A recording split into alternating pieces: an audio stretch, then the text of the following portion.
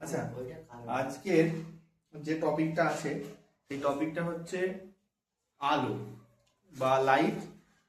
Class 10 এর সব থেকে কমপ্লিকেটেড টপিক যেটা লাগে ছেলে মেয়েদের, সেটা হচ্ছে লাইট বা আলো। যদিও এই টপিকটা কি বলে অত ঘাবড়ে যাওয়ার মতো কিছু নেই, টপিকটা খুবই সোজা। যদি এই বইটা ধরে পড়া যায় তাহলে এই টপিকটা অতটাও কঠিন টপিক নয়। শুধুমাত্র একটু রেগুলার স্কুল বা টিউশন যেখানেই পড়ানো হচ্ছে সেখানটা রেগুলার ক্লাসগুলো অ্যাটেন্ড করা, আর এই বইটাকে থ্রু আউট পড়ে যাওয়া। আমি এছাড়াও অনেক ইংলিশ মিডিয়ামের বই দেখেছি, কিন্তু আমার মতে বলে যে আলোটা কিন্তু এই বইটা সব থেকে বেস্ট দেয়া আছে। আমার মতে বলে আমি যেভাবে পড়াই সেইভাবে যদি পড়া যায়, যদি মানে একদম বই ধরে ধরে খুঁটিয়ে পড়া যায়, তাহলে আলোটার খুব একটা সমস্যা হবে না। বা যদি অনেক অনেক কি বলে স্কুলেতেই ওই ভট্টাচার্য ব্রাদার্সের বইটা আছে, সেই বইটা করলেও কোনো সমস্যা নেই। একদম আমি প্রথম পার্বিক মূল্যায়নের প্রাককালে ভিডিওটা করছি, অনেক স্টুডেন্ট আছে আমার যাদের এইটাই সমস্যা যে স্যার আলোটা একটু পড়িয়ে দিন, একদম লাস্ট মুমেন্টে। আর এটা সবারই জানা যে প্রথম পার্বিক মূল্যায়নে সম্পূর্ণরূপে সিলেবাস শেষ করাটা একটু চাপেরই হয়ে যায়, কারণ প্রথম মাসেতে আমাদের সরস্বতী পূজা থাকে। সেই সরস্বতী পূজাতে আমাদের বিপুল পরিমাণ আয়োজন হয় আমাদের বাড়িতে, সেইখানে একটা ছাত্রদের অংশগ্রহণের ব্যাপার থাকে সেই কারণে। এবং এই যে টাইম পিরিয়ডটা খুবই কম টাইম পিরিয়ড আমার মতে বলে, এটা যদিও যা কি বলে আছে সময় আছে সেটার অনুযায়ী ঠিকই আছে, তবে একটু ওরই মধ্যে মানিয়ে গুছিয়ে নিতে হবে।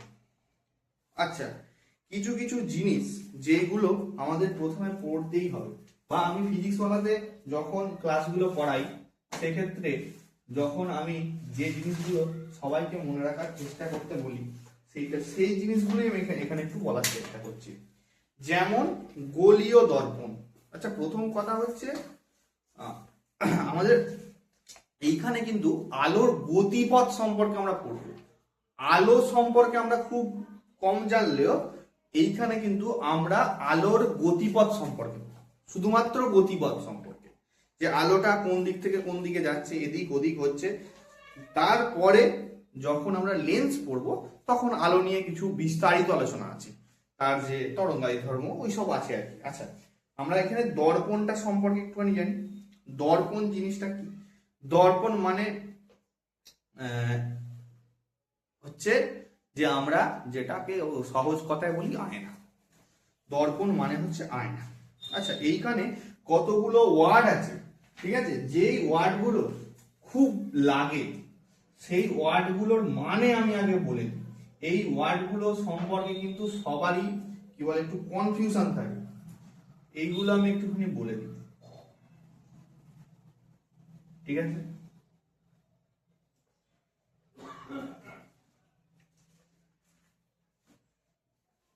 এই ওয়ার্ডগুলো সম্পর্কে একটু বিস্তারিত আলোচনা করলে মনে হয়, আমার মনে হয়, ঠিক আছে, এইগুলো একটুখানি ভালো হয়।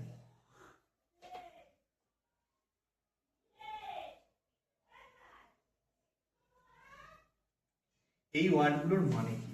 যেমন প্রথম যে ওয়ার্ডটা আছে সমশীর্ষ, এই সমশীর্ষর মানে হলো সোজা, আর এই অবশীর্ষ তার উল্টো, মানে উল্টো, অ্যাকচুয়ালি মানেও উল্টো। অবশীর্ষ মানে উল্টো। খর্বাকার মানে হচ্ছে ছোট, ঠিক আছে? খর্ব করা, যে আমার মান সম্মান খর্ব করে দিল। খর্ব করে দেওয়া মানে অ্যাকচুয়ালি কমিয়ে দেওয়া, ইংলিশে যেটাকে মিটিগেট বলে, বা এটাকে আমরা বলি হচ্ছে ছোট করে দেওয়া, ছোট। আর বিবর্ধিত মানে অনেক বড় করে দেওয়া। এই জিনিসগুলো কি হবে, আমাদের যে দর্পণের যে প্রতিবিম্বগুলো গঠিত হবে সেই প্রতিবিম্বগুলো কিরকম গঠিত হবে সেইগুলো নিয়ে এই জিনিসগুলো হবে। কোনো প্রতিবিম্ব হবে সমশীর্ষ বা সোজা, কোনো প্রতিবিম্ব হবে অবশীর্ষ বা উল্টো, কোনো প্রতিবিম্ব হবে তার যেটা যে ওই যে আমাদের পদার্থের যে সাইজ, মানে এই পেনটার কথা বলছি, কোনো লেন্সে দেখলে এই পেনটাকে ছোট দেখাবে, কোনো লেন্সে দেখলে পেনটাকে এরকম উল্টো দেখাবে, কোনো লেন্সে দেখলে এই পেনটাকে এর থেকে অনেক বড় দেখাবে। এইটা হচ্ছে কতগুলো টার্মিনোলজি বা এই ওয়ার্ডগুলো জানলে আমাদের কিন্তু পড়তে সুবিধা হবে বা আমাদের বুঝতে সুবিধা হবে বইটায় কি লেখা আছে। বারবার তাই জন্য সবাইকে বলি বইটা ভালো করে পড়তে হবে। যাই হোক, এরপর একটা জিনিস বলি, যেটা হচ্ছে দু ধরনের আমাদের দর্পণ আছে। একটাকে বলা হয় অবতল দর্পণ। প্রথম পার্বিক মূল্যায়নে দর্পণটাই আছে, ঠিক আছে, লেন্সটা নেই। বোঝা গেল? দর্পণটা আছে, লেন্সটা নেই, ঠিক আছে। লেন্সটা কিছুই নয়, দর্পণেরই মতো। এক ধরনের দুটো দর্পণকে যদি জুড়ে দিই তাহলেই লেন্স হয়ে যাবে। যাই হোক, ওটা পরে আমি পড়াবো। যেমন আচ্ছা, প্রতিফলক তল, এখানে এবার আস্তে আস্তে যে টার্মিনোলজি গুলো দরকার সেগুলো বলে বলে বলে বলে যাবো। ভিডিওটা একটু বড় হবে, তাই একটু ধৈর্য ধরে সবাইকে দেখার জন্য একটু অনুরোধ করছি যে কি বলে, ভিডিওটা স্কিপ না করে গিয়ে অন্তত পক্ষে 15-20 মিনিট কি 25 মিনিটের একটা ভিডিও হবে, সেটা দেখে নিলে আশা করা যায় বেসিক কনসেপ্টটা ক্লিয়ার হবে। যাই হোক, এবার একটুখানি বলি। এবার হচ্ছে আমরা যেটা পড়বো, যেটা এতক্ষণ ধরে ঢাক পিটছিলাম আমি, গোলীয় দর্পণ। ইংলিশটা আমি খুব কম বলার চেষ্টা করবো, যদিও আমাদের ফিজিক্স কলেজে কিন্তু ইংলিশটা আমি বেশি বলি, তাও চেষ্টা করছি যতটা করা যায় বাংলা কারণে বলার। আচ্ছা, গোলীয় দর্পণ। আচ্ছা, গোলীয় দর্পণের আগে যেটা জানতে হবে সেটা হচ্ছে প্রতিফলক তল। প্রতিফলক তল মানে কি? যেইখানটায় আলোটা পড়ে প্রতিফলিত হচ্ছে। মানে ধরা যাক এক গুচ্ছ রশ্মি আসছে এরকম এরকম করে, এসে এইখানটায় পড়ছে, পড়ে এরকম এরকম করে বেরিয়ে যাচ্ছে। এই যে তলটা আছে, যেইখানটায়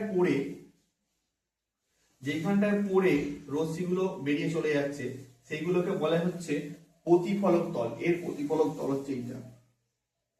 এবার এই প্রতিফলক তল যে সবসময় মসৃণ হতে হবে এরকম কোনো মানে নেই। যেমন সিনেমা হলে গেলে আমরা দেখতে পাবো যে পর্দাটা থাকে, সেই পর্দাটা কিন্তু এবড়ো খেবড়ো টাইপের থাকে, ঠিক আছে, যার ফলে আলোটা বেশি জায়গায় এবং বেশি উজ্জ্বল ভাবে ছড়িয়ে পড়ে। ওইগুলো তোমাদের আগেই তোমরা পড়েছো। ব্যাপারটা হচ্ছে এবার এই তলটা যদি কারোর গোল হয়, এরকম না হয়ে যদি তলটা গোল হয় এরকম টাইপের হয়, বা এরকম, এটা এরকম টাইপের হয়, বলে স্যার দুটোর মধ্যে কি পার্থক্য? দুটো তো একই দেখতে। দুটো একই দেখতে নয়, একটার ভিতরের দিকে ঢুকে আছে জিনিসটা, দুটো কিন্তু উল্টো। হ্যাঁ, একটা কি বলে এই ব্যাপারটাকে এরকম, একটা পেটটা ভেতর দিকে ঢুকে আছে, একটা পেটটা ভেতর দিকে বেরিয়ে আছে, না একজনের মুড়ি আছে আর একজন খেতে পারে না, এরকম ব্যাপার আর কি। যাই হোক, দুটো দর্পণের কিন্তু আলাদা আলাদা নাম আছে। যেমন আমি যদি বলি যে এইখানে কিন্তু খুব সুন্দর করে দেয়া আছে, দেখ এইখানের প্রতিফলক তল কোনটা? এইটা। আলোগুলো এইখানে পড়ে বেরিয়ে যাবে, এইখানে পড়ে এরকম বেরিয়ে যাবে, এইখানে পড়ে এরকম বেরিয়ে যাবে, এরকম করে বেরিয়ে যাবে। আর এইটাকে যদি আমি একটু দূরে আঁকি তাহলে মানটি লেগে যাবে, ঠিক আছে। এইটাকে যদি আঁকি, এইটার এইখানে আলোগুলো পড়ে এরকম করে বেরোবে, ঠিক আছে, এইখানে পড়ে আলোগুলো এরকম বেরোবে, এইখানে পড়ে আলোগুলো এরকম বেরোবে, ঠিক আছে। দুটোর কিন্তু প্রতিফলক তল আলাদা আলাদা আছে। প্রথমটাকে বলে হচ্ছে, প্রথমটার নাম হচ্ছে অবতল দর্পণ, ঠিক আছে। এইটার নাম হচ্ছে অবতল দর্পণ, অবতল, ঠিক আছে। আর এটার নাম কি? উত্তল, ঠিক আছে। একটা অবতল আর একটা উত্তল। তোমাদের সংজ্ঞা মানে বারবার কি বলে, আমি এবার দুটো দিন দেখানোর চেষ্টা করবো। এবার একটা জিনিস আমি একটুখানি বলি। এবার যে জিনিসটা আছে, এবার ব্যাপারটা বোঝা গেল যে এইটাকে বলা হয় অবতল দর্পণ আর এইটাকে বলা হয় উত্তল দর্পণ। মানে যার পেটটা একটু উঁচু পাড়া সেটা হচ্ছে উত্তল, আর যার পেটটা একটু ঢোকা পাড়া সে হচ্ছে অবতল। এইটা করে মনে রাখলে সুবিধা হয়, পেট দিয়ে মনে রাখবে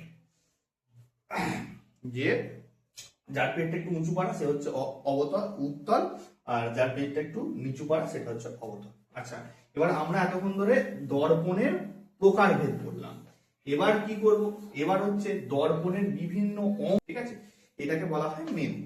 এরপরে কি আছে, বক্রতা কেন্দ্র। এবার এইটা দেখে একটা জিনিস মনে হবে যে এইটাকে কোনো একটা গোলক থেকে কেটে নেওয়া হয়েছে মনে হচ্ছে, ঠিক আছে, বা গোলক বা গোল জিনিস থেকে কেটে নেওয়া হয়েছে, দেখলে অনেকটা ওরকমই মনে হচ্ছে, বা কোনো বৃত্ত থেকে কেটে নেওয়া হয়েছে। এবার এই যে দর্পণটা যে বৃত্তের অংশ তার কেন্দ্রটাকেই বলা হয় হচ্ছে আমাদের বক্রতা কেন্দ্র। মানে এইটাকে যদি আমি সম্পূর্ণ করি, এটা একটা বৃত্তচাপের মতো দেখতে লাগবে, এটাকে যদি আমরা সম্পূর্ণ করি এর যে কেন্দ্রটা হবে সেটাই হবে আমাদের বক্রতা কেন্দ্র। এইটা একটা গেল। এবার কি আছে, বক্রতা কেন্দ্র হলো। এবার বক্রতা ব্যাসার্ধ আছে। বক্রতা ব্যাসার্ধ তাহলে কি হবে, এই যে বৃত্তের অংশ তার ব্যাসার্ধটা কি বক্রতা ব্যাসার্ধ বলে। কোন একটা দর্পণ, সেটা অবতল হতে পারে উত্তল হতে পারে, সেই দর্পণটা যে গোলকের অংশ বা যে বৃত্তের অংশ, আচ্ছা গোলক আর বৃত্তর মধ্যে পার্থক্য হচ্ছে বৃত্তটা হচ্ছে একটা 2D ফিগার, মানে কি বৃত্তটাকে আমরা খাতায় আঁকতে পারি, তার উচ্চতা নেই। 2D আর 3D এর মধ্যে পার্থক্য হচ্ছে 2D ফিগার বা যেগুলো আমরা খাতায় আঁকি সেইগুলোর কি দৈর্ঘ্য প্রস্থ আছে, মানে কিছুটা লম্বা কিছুটা মোটা, ঠিক আছে, কিন্তু 3D ফিগার যেগুলো সেইগুলোর কিন্তু উচ্চতাও আছে, ঠিক আছে, দৈর্ঘ্য প্রস্থের সঙ্গে উচ্চতাও আছে, তাই জন্য সেটা 3D আর এটা হচ্ছে 2D। 3D মানে কি ডাইমেনশন বা যেটাকে মাত্রা বলি, এর দুটো মাত্রা আছে, দৈর্ঘ্য প্রস্থ, ঠিক আছে, আর কি বলে যেগুলো 3D আছে সেগুলো তিনটে মাত্রা আছে, দৈর্ঘ্য প্রস্থ উচ্চতা। যাই হোক, এবার গোলকের উচ্চতা থাকে কিন্তু এর উচ্চতা থাকে না বৃত্তের। বৃত্তের হচ্ছে শুধুমাত্র কি বলে সেটা একটু কিছুটা লম্বা হবে কিছুটা কি বলে মোটা হবে, মানে এই এই এর তো কিছুটা লম্বা, এরকম কিছুটা লম্বা আর কিছুটা মোটা, ঠিক আছে, এইটা হচ্ছে 2D ফিগারটা। যাই হোক, যে বৃত্তের বা যে গোলকের অংশ সে আমরা গোলকই বলবো, কারণ হচ্ছে এইগুলো কিন্তু মানে বৃত্তাকার মাঠ হয়, মানে ওর আকারটা বৃত্তের মতো দেখতে, ঠিক আছে, বৃত্তাকার মাঠ হয় কিন্তু মানে মাঠটা তুই কোনোদিন দেখবি না উঁচু হয়ে গেছে, মাঠটা এতটা উঁচু, এরকম কোনোদিন হয়নি। এবার গোলক যেগুলো হয়, মানে যেগুলো আমাদের সেই সেই শর্ট পুটে যেগুলো ছোড়া হয় সেগুলো হচ্ছে গোলক, মানে সেটা কিছুটা উঁচু, মাঠের মতো ফ্ল্যাট নয়, মাঠটা কি একদম গোল কিন্তু সেটা কোনো উচ্চতা নেই এক্সট্রা, তাই জন্য সেটা হচ্ছে 2D ফিগার বা বৃত্তাকার, সেটা গোলক নয়। যাই হোক, ওই সব নিয়ে আলোচনা করে লাভ নেই, আমাদের ব্যাপার হচ্ছে যে গোলকের অংশ সেই গোলকটাকে বলা হয় হচ্ছে, সেই গোলকের ব্যাসার্ধটাকে বলা হয় হচ্ছে আমাদের বক্রতা ব্যাসার্ধ। এটা হলো। এবার কি, এবার হচ্ছে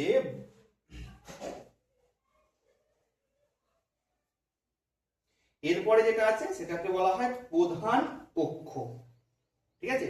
প্রধান অক্ষ জিনিসটা কি, প্রধান অক্ষ জিনিসটা হচ্ছে কোন গোলীয় দর্পণের মেরু এবং বক্রতা কেন্দ্রগামী সরলরেখা, ঠিক আছে।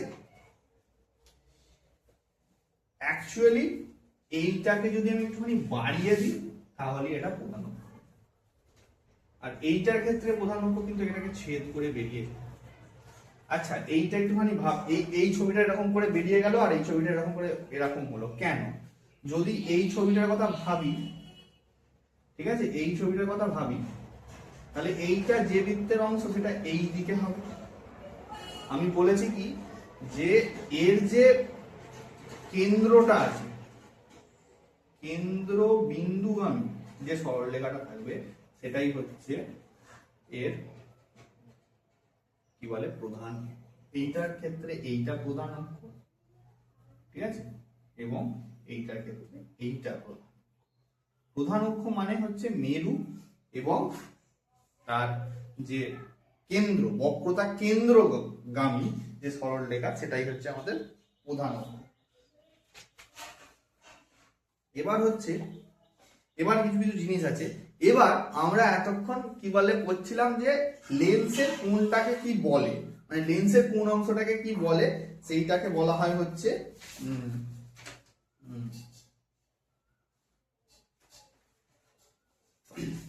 এর যে মধ্যবর্তী দূরত্ব এইটাকে আমরা বললাম মেরু। মেরু, ঠিক আছে? ঠিক আছে, এবার ব্যাপারটা একটুখানি কমপ্লিকেটেড হবে। একটুখানি কমপ্লিকেটেড হবে। এবার হচ্ছে যেই জিনিসটা আমাদের করতে হবে সেটা হচ্ছে ফোকাসটা। ফোকাস নিয়ে আমি আলাদা একটা কিভাবে ভিডিও করে দেবো। এইখানে আমি শুধু বললাম কোনটা কোনটা কি বলে, আরেকবার রিভাইজ করে দিচ্ছি আমি জায়গাটা, যে কোনটা কোনটা বললাম, কি কি বললাম, একদম 2 মিনিটের মধ্যে রিভাইজ করে দিচ্ছি। এই ধরনের লেন্সটাকে বলা হয় অবতল, আর এই ধরনের লেন্সটাকে বলা হয় উত্তল। এবং এদের যে এইখান থেকে এইখান পর্যন্ত যে দূরত্বটা আছে ওটাকে আমি মেরু বলে ফেলেছি ওখানে। এখানে ব্যাপারটা হচ্ছে এইটাকে বলা হয় এর উনমেষ। সরি, এখানটা একটুখানি ভুল বলা হয়েছে, যে এইটার থেকে এইটা মানে অ্যাকচুয়ালি লেন্সটা, বা আমাদের যখন আমরা লেন্স করবো তখন আরো ভালো বুঝবো, যে এই দুটো প্রান্তের যে মধ্যবর্তী দূরত্ব সেটাকে বলা হয় উনমেষ। এবং এই উনমেষের মধ্যবর্তী যে বিন্দুটা আছে এইটাকে বলে মেরু। সরি, ওখানটা একটুখানি ভুল বলা হয়ে গেছে। যাই হোক, এই মেরু, এবং মেরু আর এর যে বক্রতা কেন্দ্র থাকবে, তার মেরু আর বক্রতা কেন্দ্রের সংযোজক সরলরেখাটাকে বলা হয় হচ্ছে আমাদের প্রধান অক্ষ। ঠিক আছে, বক্রতা এই যে, যেমন আরেকটা ছবিটা আঁকি খালি বোঝা যাবে, যে এরকম একটা গোল, এইটুকু আমি কেটে নিয়েছিলাম, যে এর মেরু হচ্ছে এই মধ্যবিন্দুটা এবং এর কেন্দ্র হচ্ছে এইটা। এদের যে সংযোজক সরলরেখা সেইটাকে বলা হয় এর প্রধান অক্ষ। এটা কার ক্ষেত্রে? এটা অবতলের ক্ষেত্রে আনলাম। উত্তলের ক্ষেত্রে কিরকম হবে? উত্তলের ক্ষেত্রে এর মেরু যদি এইটা হয় আর কেন্দ্র যদি এইটা হয়, তাহলে এইটা হবে তার প্রধান অক্ষ।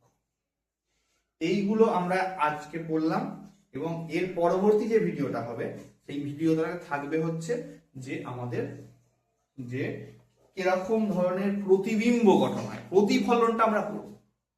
ঠিক আছে, এর পরে একটা শর্ট ভিডিও হবে, সেটাতে কি বলে আমি দেখিয়ে প্রতিবিম্বটা কিরকম হয়।